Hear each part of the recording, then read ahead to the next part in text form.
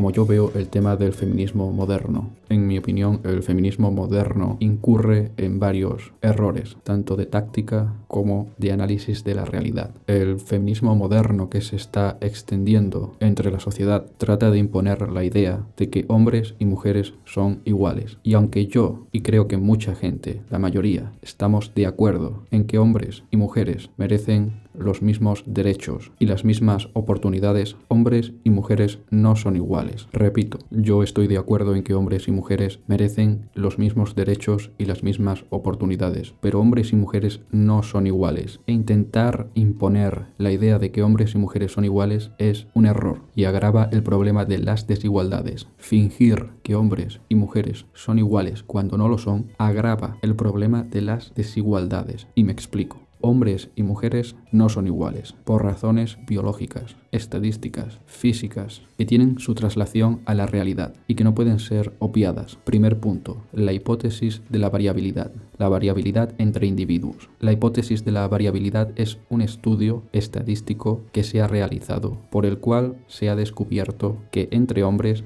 la variabilidad entre individuos es mayor. ¿Qué significa esto? En cuanto a cociente intelectual y en cuanto a rasgos en el comportamiento, hombres y mujeres son iguales en promedio. El cociente intelectual promedio de los hombres es igual al cociente intelectual promedio de las mujeres. ¿Pero qué sucede? Sucede que el cociente intelectual entre las mujeres está más concentrado en torno al valor promedio que el cociente intelectual entre los hombres. Por ejemplo, imaginemos que la inteligencia son manzanas. Si hay dos personas y hay dos manzanas, el promedio será una manzana por persona, tanto si cada uno tiene una manzana como si una persona tiene dos manzanas y la otra no tiene nada. Pues esto es lo que sucede con el cociente intelectual entre hombres y mujeres. Aunque los promedios son los mismos en hombres y mujeres, en hombres hay más casos de personas extremadamente inteligentes e igualmente más casos de personas extremadamente estúpidas, de manera que el promedio de inteligencia sale igual al promedio de las mujeres, pero entre los hombres es más probable que se dé el caso de individuos situados en los extremos, tanto de inteligencia como de falta de inteligencia. Volviendo al ejemplo de las manzanas, si el promedio fuese una manzana por persona, entre las mujeres es más probable que cada individuo tenga una manzana y entre los hombres es más probable que haya individuos con dos manzanas e individuos sin ninguna manzana. De manera que el promedio es igual en hombres y mujeres, pero entre los hombres hay más casos de personas sin manzanas y personas con dos manzanas. Es decir, si las manzanas son inteligencia, entre los hombres hay más casos de personas extremadamente inteligentes y de personas con una extremada carencia de inteligencia. Y entre las mujeres, la inteligencia está repartida de una manera más constante, de manera que no es tan probable entre las mujeres encontrarse con individuos extremadamente brillantes ni con individuos extremadamente estúpidos. E igual sucede con otros rasgos del comportamiento y de la mente, como por ejemplo la agresividad. ¿En qué se traduce esto a la realidad? Pues esto significa que si observamos a la humanidad en su conjunto, veremos que tanto los individuos más inteligentes como los individuos más estúpidos son mayoritariamente hombres, porque los hombres tienen más tendencia a situarse en los extremos de los casos posibles, e igualmente las personas violentas serán también mayoritariamente hombres,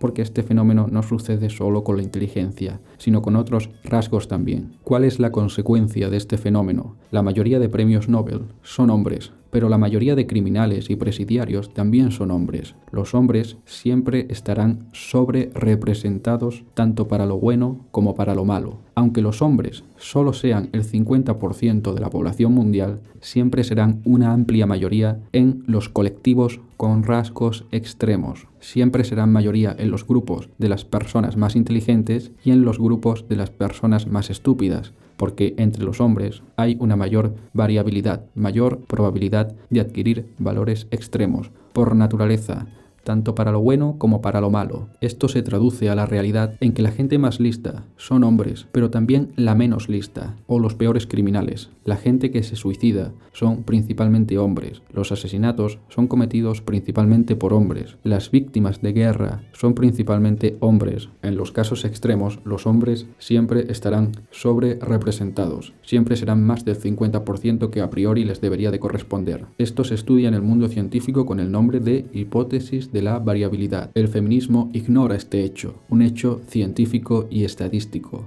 No lo tiene en cuenta y como consecuencia se muestra incapaz de entender y de solucionar el problema de las desigualdades y de la falta de paridad. No es tanto que los hombres disfruten de privilegios, que sin duda los han tenido, sino que realmente les corresponde esta sobrerepresentación en los casos extremos, por naturaleza, porque los hombres son víctimas de una ley natural y estadística ligada al género masculino, por la cual tienen más probabilidades de nacer como personas extremadamente inteligentes o como personas extremadamente estúpidas. Por encima de los 145 puntos de cociente intelectual, por lo general solo aparece una mujer por cada 8 hombres, y esta estadística también se cumple por la parte baja del cociente intelectual.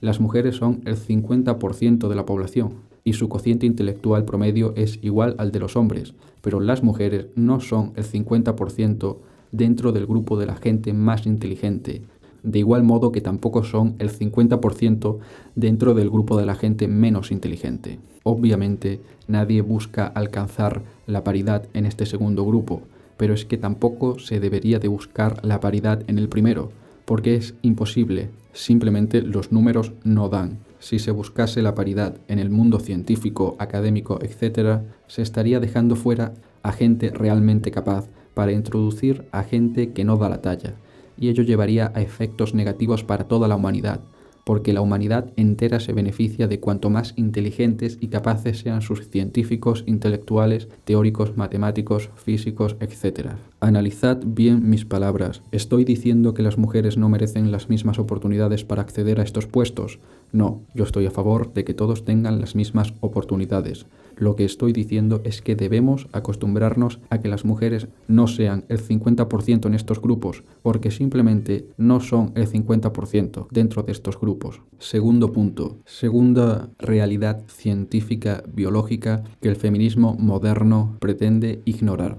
La testosterona, la fuerza y los trabajos físicos. La testosterona es la principal hormona responsable del crecimiento y el mantenimiento muscular. La testosterona es la principal hormona responsable de desarrollar fuerza y resistencia. La testosterona es, y lo voy a pronunciar mal porque YouTube censura esta palabra, la testosterona es un asteroide anabólico. De hecho, el resto de asteroides anabólicos son derivados de la testosterona o sustancias que se asemejan a la testosterona. Los hombres disponen de órganos específicamente diseñados para producir e inyectar testosterona en la sangre, los testículos. Esto no es discutible. El hombre genera 20 veces más testosterona y sus niveles en sangre de testosterona son 10 veces mayores. Es simple biología. Por ello, los hombres son capaces de desarrollar más fuerza y resistencia que las mujeres. Y debido a esta realidad, el Estado realiza para las mujeres pruebas físicas menos demandantes en las pruebas de acceso al ejército, a la policía, en educación física, en los colegios, en los institutos, etc. Y es por ello que la mayoría de deportes no pueden ser mixtos, porque los hombres son virtualmente mujeres dopadas y no es justo hacerlos competir entre ellos en igualdad de condiciones. Y es por ello que para hombres y mujeres existen diferentes marcas y rankings en competiciones deportivas, en las olimpiadas, etc. Los hombres soportan mayor carga de trabajo físico y aquellos hombres que no están entrenados siempre tienen mayor potencial para desarrollar su fuerza y su resistencia a lo largo del tiempo con la repetición de un trabajo comparado con mujeres que no están entrenadas. Los hombres por lo general tienen mayor peso corporal, con lo que pueden mover mayor peso por más tiempo y recuperarse del trabajo físico más rápido. La diferencia entre un hombre y una mujer es la misma que entre un atleta que consume sustancias dopantes y uno que no. Y la excusa de que tú conoces a cierta mujer o a cierta persona o a cierta atleta que tiene mucha fuerza no es un argumento real. No vale comparar a Lidia Valentín con un hombre oficinista sedentario. Lo que vale es comparar a Lidia Valentín con su homólogo hombre. Lidia levantó un total de 249 kilogramos en 2018, en la categoría de los 81 kilos. Andrés Mata, su homólogo español, también en los 81 kilos, levantó un total de 356 kilos en 2019, prácticamente 100 kilos más. Y eso es a igualdad de peso corporal. Pero es que además la categoría para mujeres acaba en los 87 kilos, mientras que la categoría de hombres llega hasta los 109. No estoy menospreciando a Lidia Valentín. Ella trabajará tanto o más como sus compañeros hombres. Simplemente ella, por naturaleza, no puede desarrollar la misma fuerza. Dicho mal y pronto, ella no tiene entre las piernas una máquina de producir sustancias dopantes, que son los testículos. Y algunos diréis, pues yo conozco a una mujer que trabaja de albañil y levanta 160 kilos en peso muerto y hace powerlifting. Me parece muy bien, pero esto no se trata de un caso concreto que tú conozcas, sino de términos generales estadísticos. Solo el 9% de los trabajadores de la construcción son mujeres. En el sector del metal, solo el 18% de los trabajadores son mujeres. Las mujeres pueden optar potencialmente a un número menor de puestos de trabajo frente a los hombres, tanto en variedad como en número, porque los empresarios no las contratan para actividades físicamente demandantes. Las mujeres de facto no pueden optar a trabajos físicamente demandantes, porque los empresarios no las contratan ni las contratarían, y ello se traduce en mayor desempleo. Pero como nadie quiere realizar esos trabajos a priori, por ser propios de la clase baja trabajadora, el feminismo moderno, pecando de clasista o bien de manera intencionada, tampoco trabaja por la igualdad en esos puestos de trabajo. Esa realidad causa mayor desempleo y pobreza estructural entre las mujeres, porque no pueden optar a la mitad de los puestos de trabajo que hay en el mercado laboral, aquellos que demandan un esfuerzo físico elevado, lo cual genera prejuicios y desigualdad. Los empresarios no contratan a mujeres para trabajos pesados, ni se van a arriesgar a contratarlas, da igual que solo sean un 1% menos productivas, porque los empresarios arriesgan su dinero al contratar gente, y el Estado no puede obligar a las empresas privadas a contratar mujeres, porque la libertad de los empresarios para contratar a sus trabajadores es uno de los pilares más básicos del capitalismo. Y siendo realistas, la gente a día de hoy es menos anticapitalista que nunca. Y esto es algo que tiene sus raíces en el capitalismo y en la biología, no en el machismo, ni en las empresas, ni en las leyes. Y ningún intento de reformar el capitalismo va a acabar con este problema, porque la libertad del empresario para contratar a quien quiera es uno de los pilares básicos del capitalismo, junto con la propiedad privada de los medios de producción. Y como ya he dicho, la gente a día de hoy es menos anticapitalista que nunca, y tiene menos voluntad de lucha que nunca, con lo que este problema no se va a solucionar pronto. Lo que sí que puede suceder es que la automatización de los procesos de producción de bienes y servicios destruya casi la totalidad de los puestos de trabajo, y tanto hombres como mujeres se vayan al paro por igual. Tercer punto, tercera realidad que el feminismo moderno no quiere ver y que, de manera intencionada, ignora. A día de hoy, ser madre es un trabajo que no está remunerado. Criar a un hijo, tanto si eres hombre como si eres mujer, es un trabajo que no está pagado, y dado que las mujeres tienen más dificultades para encontrar empleo y para ganar el mismo dinero que un hombre, entre otras cosas, por lo que ya he explicado en los anteriores puntos, ¿quién de la pareja es más probable que se vea obligado a quedarse en casa criando al hijo sin recibir remuneración alguna mientras el otro se va a trabajar? ¿El hombre o la mujer? Efectivamente, es la mujer, quien por norma general se queda cuidando al hijo o a la hija, a menos que alguno de los dos o los dos ingresen dinero suficiente como para contratar a una persona que cuide del niño, cosa que primero casi nadie se puede permitir y segundo no tengo claro que sea lo natural ni lo mejor para el niño o la niña. Si se debe remunerar el trabajo de la crianza de un hijo y quién lo debe remunerar es un dilema, surgen muchas dudas. Si fuese el Estado quien remunerase el trabajo de madre o de padre, ¿debería de controlarse la natalidad para controlar ese gasto del Estado? ¿O deberían de tener hijos solo aquellas personas que se lo puedan permitir económicamente? Aquellas personas que se puedan permitir no trabajar o contratar a una cuidadora. ¿Es ético y razonable tratar de controlar la natalidad? ¿Es sostenible un país en el que la inmensa mayoría de la gente no tiene hijos porque literalmente no se los puede permitir? Y aparte, ¿quién se puede permitir tener un hijo si a día de hoy, incluso trabajando los dos miembros de la pareja, ya tienen dificultades tan solo para subsistir ellos mismos? Cuarto punto, otra realidad que el feminismo moderno ignora o finge ignorar. ¿Tiene sentido luchar por la igualdad entre hombres y mujeres en un sistema, el sistema capitalista, que por su forma de funcionar crea desigualdades, incluso dentro de los propios géneros, entre los mismos hombres y entre las mismas mujeres? ¿Tiene sentido el concepto de luchar por la igualdad entre hombres y mujeres cuando vivimos en un sistema en el que ni tan siquiera los hombres son tratados como iguales entre ellos, cuando hay hombres que nacen pobres y sin oportunidades y ello condiciona su vida para siempre, e igualmente hay hombres que nacen ricos o con la vida resuelta,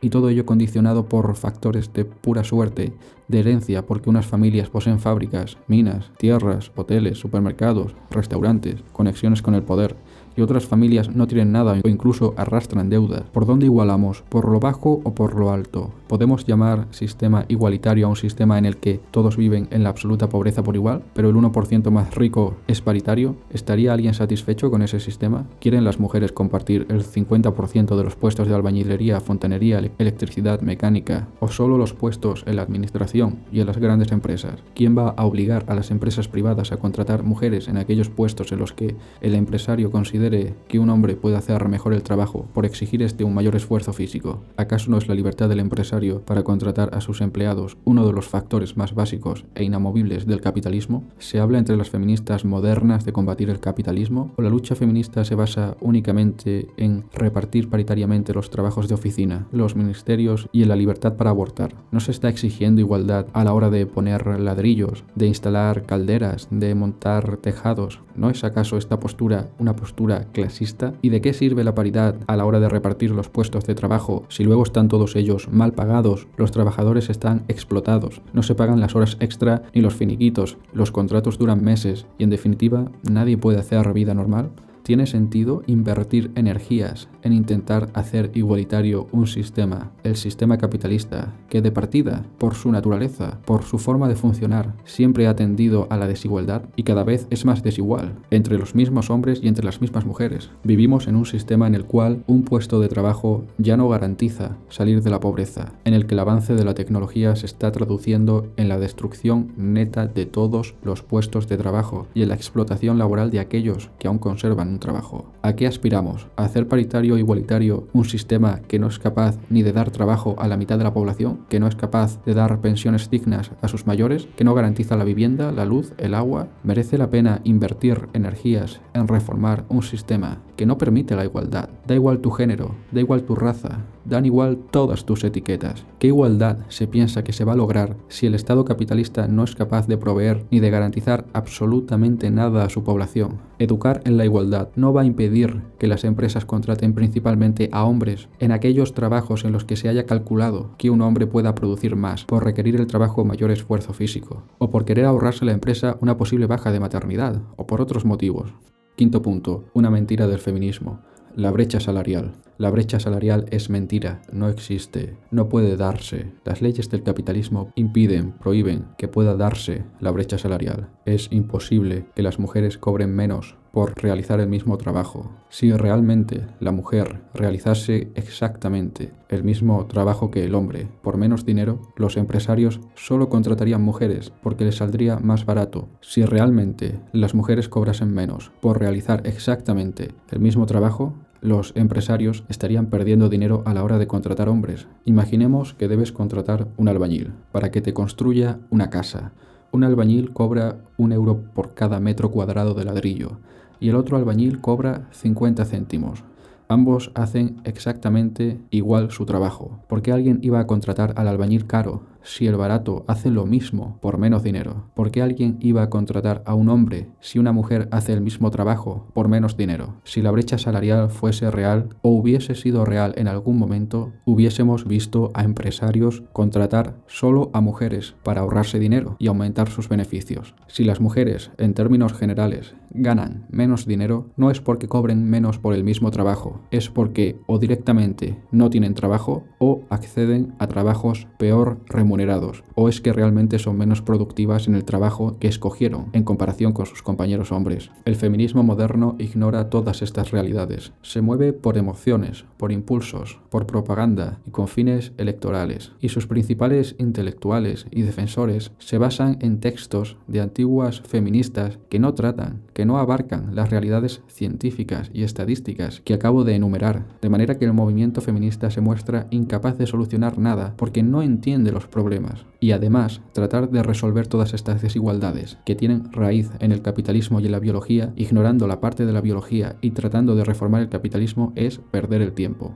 En resumen, una gran parte del feminismo moderno que se está extendiendo, que tampoco es justo tratarlo como si fuera un movimiento cohesionado y homogéneo con ideas claras, porque no lo es, pretende solucionar problemas que no entiende y no busca tanto la igualdad, porque la igualdad en el sistema capitalista es imposible, no ya entre hombres y mujeres, sino entre los seres seres humanos en general, sino que lo que busca es la paridad por el lado de la riqueza y los privilegios, y lo busca a modo de propaganda, para conseguir no se sabe qué, probablemente para pintar, para disfrazar de progresista y de moderno el sistema capitalista al cual se lo lleva intentando reformar y hacer sostenible prácticamente desde que existe, sin éxito. Las mujeres pobres no se benefician de este supuesto feminismo centrado en la paridad, en la riqueza y en los puestos altos del capitalismo, porque cada día la pobreza y el desempleo aumentan, y con ello la pobreza y el desempleo entre las mujeres, y tampoco se benefician de medidas estéticas y de postureo, tales como el lenguaje inclusivo. El lenguaje inclusivo no va a dar de comer a todas esas mujeres que están en paro, que cada vez son más. ¿Por qué se hace esto?